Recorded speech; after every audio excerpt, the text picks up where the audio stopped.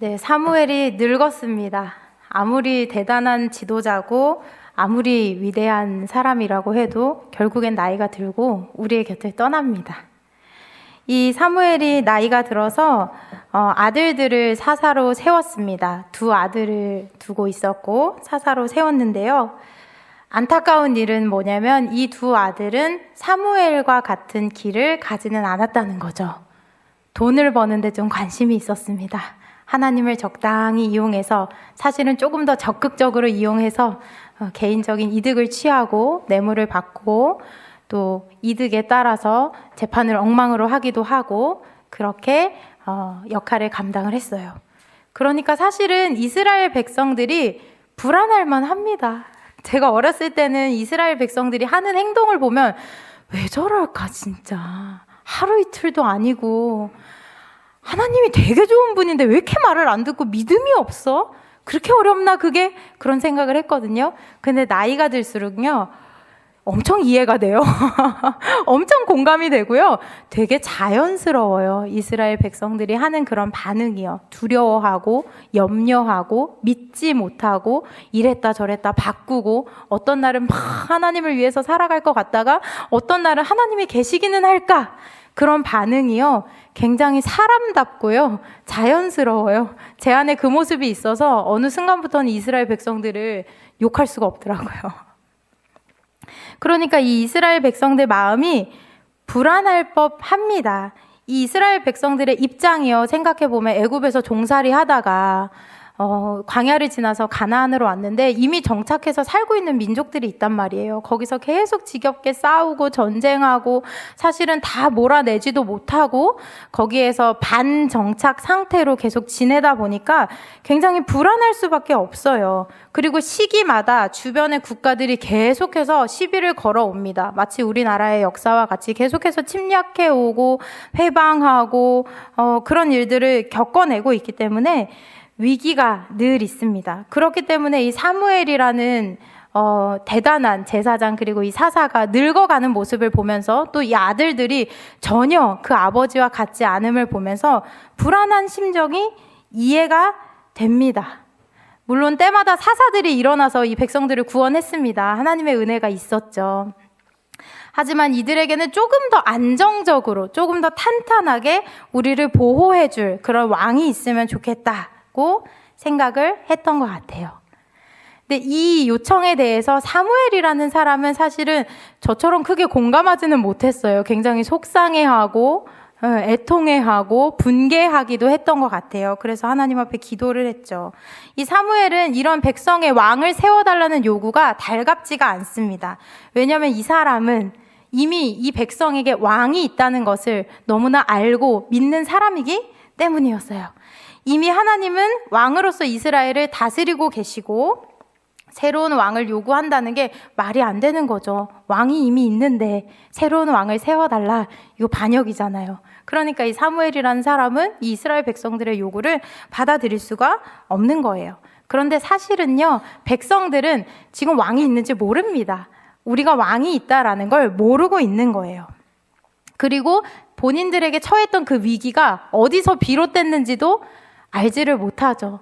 그냥 우리는 가만히 있는데 이 주변 국가들의 이 왕들이 이 인간들이 와가지고 우리를 친다라고 생각했겠지만 사실은 우리는 그 리듬을 알고 있죠. 하나님과의 관계에서 이스라엘 백성들이 왕이신 하나님과 백성으로서의 관계가 망가지고 깨어질 때마다 이 위기들을 겪었다는 것을 눈치채지 못하고 있습니다. 그 주변의 나라들을 가만히 보니까 이 주변 나라들은 왕이 있어요. 국가예요. 왕정이라는 제도를 가지고 있는데 우리나라는 좀 뭔가 후져요. 좀 모자라요. 뭐냐면 사사라는 제도를 가지고 있는데 요거는 왕이 가지고 있는 권한, 권력, 권위 이런 거에선 좀 뒤떨어지는 것 같죠. 사실 이 사사 제도라는 건 굉장히 하나님의 적극적인 통치와 적극적인 다스림이에요. 사람이 아니라 하나님이 우리를 인도하신다라는 믿음 안에서만 이 사사라는 제도를 따라갈 수 있는 거죠. 근데 이 백성들이 보니까요, 사사라는 제도가 모자라다, 부족하다, 충분하지 않다, 더 강력한 왕권이 필요하다. 그래야만 우리가 안전하고 보호받을 수 있다. 그렇게 믿었던 거예요. 그래서 이 우리를 보호해줄 왕을 세우면 우리가 안전할 것이다 라고 믿고 있는 거죠.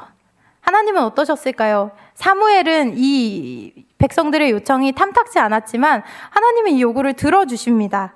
그리고 백성이 원하는 왕을 세웠을 때 져야 되는 책임에 대해서 9절 말씀에 보니까 엄히 경고하여 이렇게 이야기를 하세요. 다스릴 왕의 권한이 무엇인지 백성들에게 알려주어라 라고 이야기합니다. 크게는 세 가지로 우리가 볼 수 있어요. 저희가 9절까지만 오늘 본문을 함께 읽었는데 그 이후 8장에 나오는 내용들이 있습니다. 첫 번째는 뭐냐면요. 젊은 남녀를 징집하는 내용이에요. 다스릴 왕의 권한은 이렇다 하고 당신의 아들들, 우리 여기 아들들이 앉아있죠. 딸들도 앉아있고요. 아들들과 딸들을 데려다가 이 왕을 위하여서 어떤 일을 시킨다는 거예요. 병거와 말을 다루는 일을 시키고 병거 앞에서 달리게 할 것이다.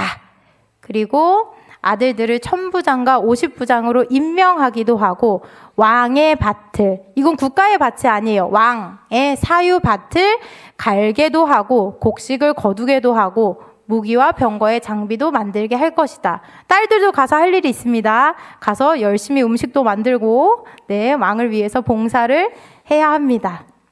그리고 두 번째는 곡물과 가축을 세금으로 내고 징용도 받아야 할 것이다 라고도 이야기를 해요. 우리의 밭에, 너희들의 밭에 나는 소산들을 왕과 왕의 신하들에게 주어야 하고 또 왕의 관리들과 신하들에게 비슷한 내용들이 나오죠. 왕의 권위를, 왕권을 계속해서 공고하게 하려면 이 신하들에게 왕이 잘 해줘야 되거든요. 그런 책임들을 이 백성들이 해야 된다고 이야기를 하고 있는 겁니다. 뒤에도 계속 나오는데 가축들, 짐승들도 왕을 위해서 일해야 하고 또 양떼들 10의 1조를 왕에게 주어야 한다. 결국에는 누구까지? 당신들까지도 왕의 종이 되어야 할 거다라고 경고를 하고 계세요. 그리고 세 번째는 그 외에 왕의 폭정, 그러니까 선하지 않은 왕이 세워졌을 때 받을 고통에 대해서 이야기를 합니다. 결국에는 너희들이 택한, 여기에 이렇게 나와요. 스스로 택한, 하나님이 택하신 게 아니라요. 사람이 요구하고 사람이 요청한 거죠. 강력한 왕권을 가진 우리를 보호해 줄 만한 왕을 세워달라고 요청했을 때 결국에는 울부짖게 될 것이다 라고 말씀하세요. 왜요? 고통, 그 왕으로 인한 괴로움을 겪게 될 것을 하나님이 아셨던 거예요. 하지만 하나님이 응답하지 않겠다 이렇게 말씀하고 계세요. 너희들이 택한 것에 대해서 책임을 지는 거죠. 그런데 제가요, 이 본문을 읽을 때요, 별로 어색하지가 않았어요.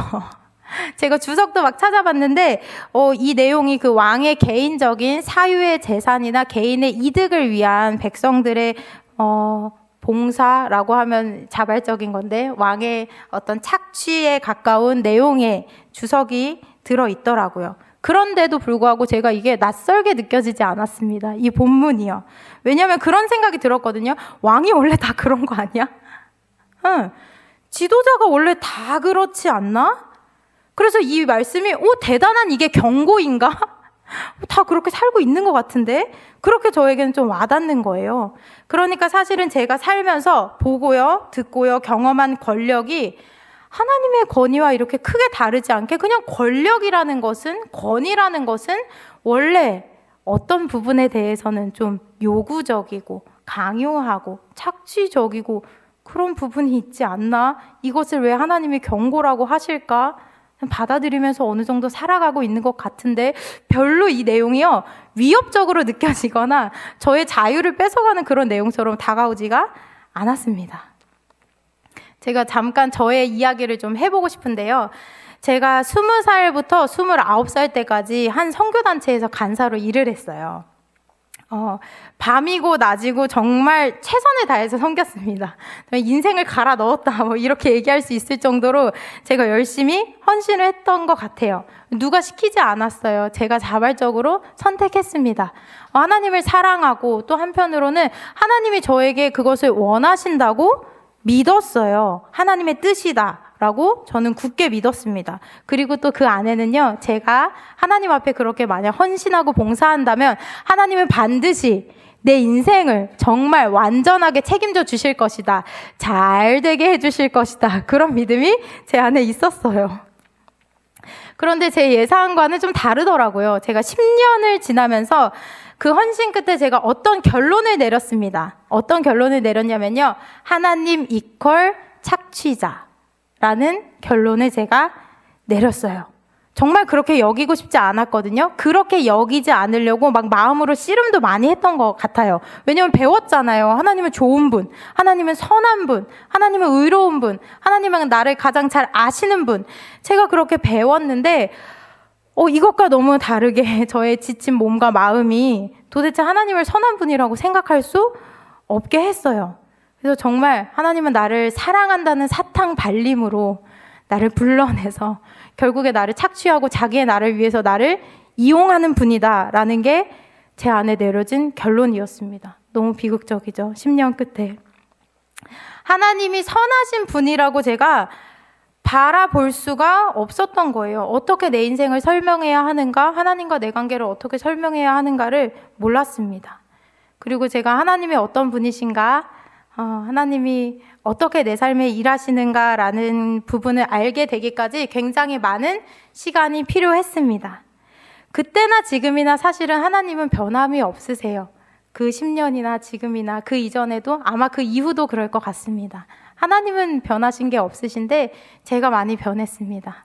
하나님이 누구신지, 하나님이 제 삶에 어떻게 일하시는지, 하나님의 성품이 무엇인지를 제가 다르게 알게 되었고 다르게 배우게 되는 시간이 있었습니다.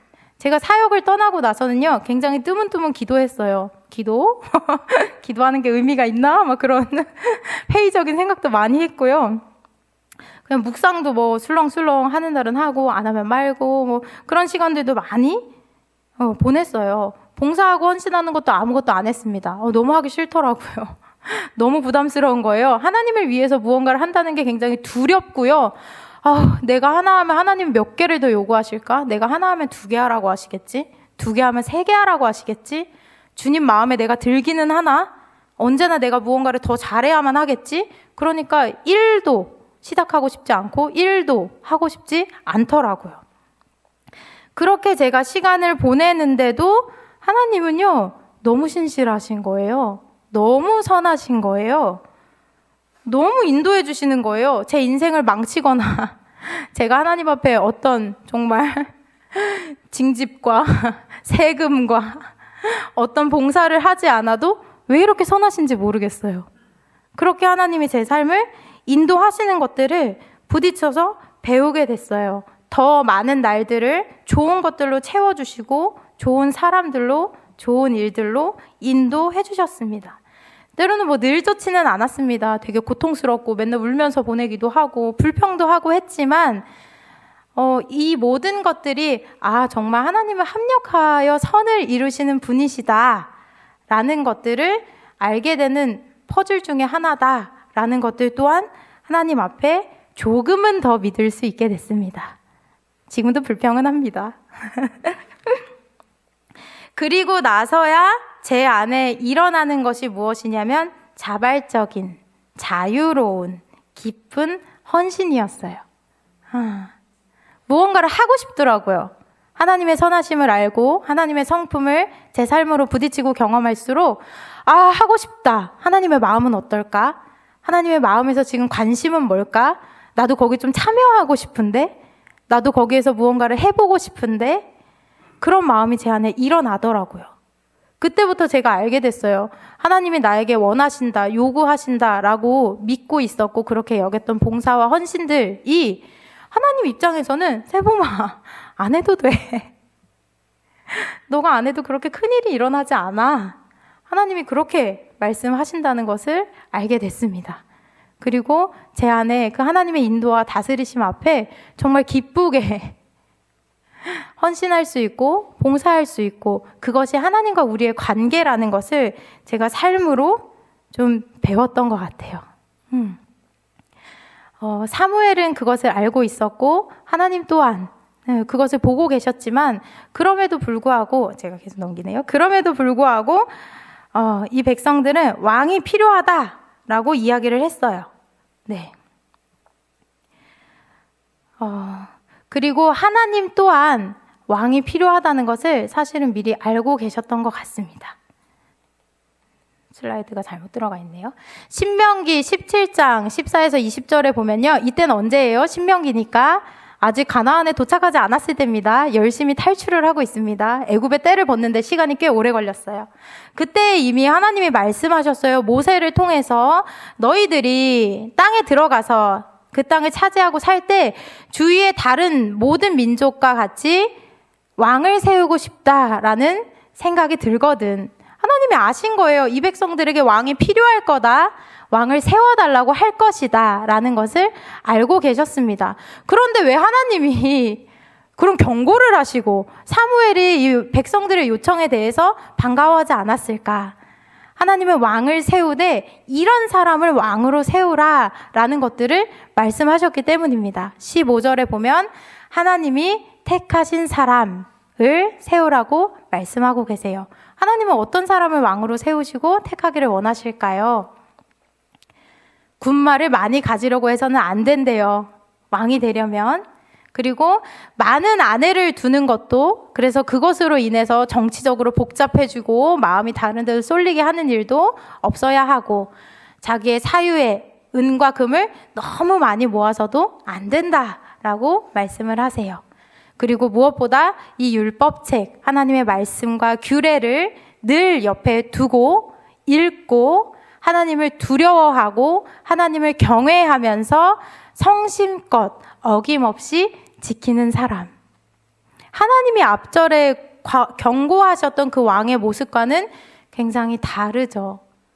자기를 위한 왕이 아니라 백성을 위한 왕을 세워야 한다고 하나님이 말씀하셨고 그것을 내가 하겠다, 내가 택하겠다라고 말씀하셨는데 이스라엘 백성들이 원래 박자가 잘 안 맞잖아요.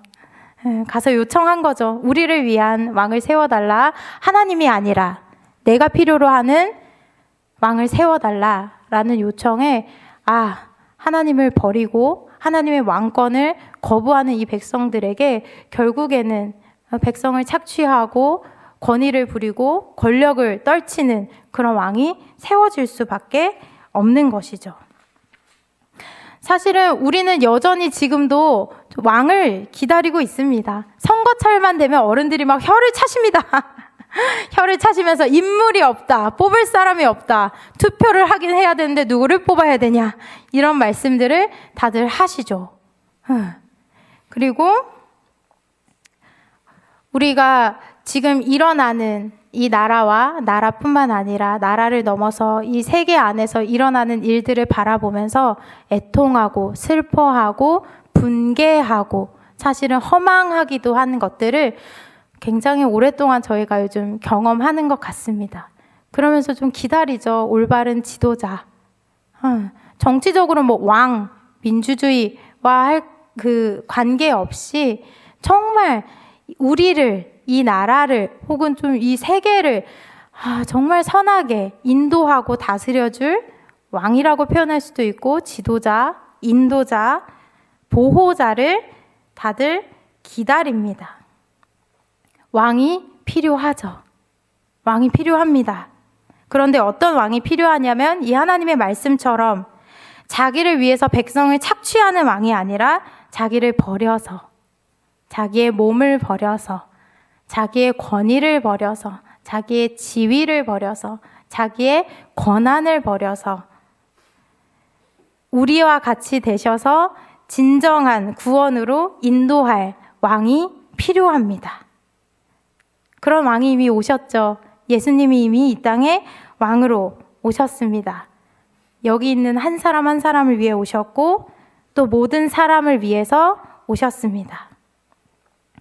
우리가 이 지도자를, 보호자를, 그리고 인도자를 잃어버린 이 세상에 소개해야 합니다. 우리의 삶으로, 또 고백으로, 믿음과 행함으로 하나님의 선하심을 소개해야 합니다. 그리고 만약에 우리의 삶에 이와 같은 믿음이 없다면 마치 저처럼요. 전 정말 끝까지 갔는데 하나님은 착취하신다. 부끄러워서 말도 할 수 없었지만 사실 저 속으로 그렇게 생각하고 있었거든요. 만약에 정말 하나님이 선하시다. 하나님은 선한 나의 왕이시다. 우리의 왕이시다. 하나님이 무엇이 선하냐. 이 세상 돌아가는 걸 봐라. 내 인생을 봐라. 무엇이 좋으냐. 그렇게 우리 안에 의심이 일어나고 있다면 또 구해야겠죠. 하나님 앞에 믿음을 구하고 하나님의 성품이 무엇인지를 알려달라고 우리는 구해야 합니다. 그러면 하나님이 반드시 응답하실 것입니다. 저희 같이 기도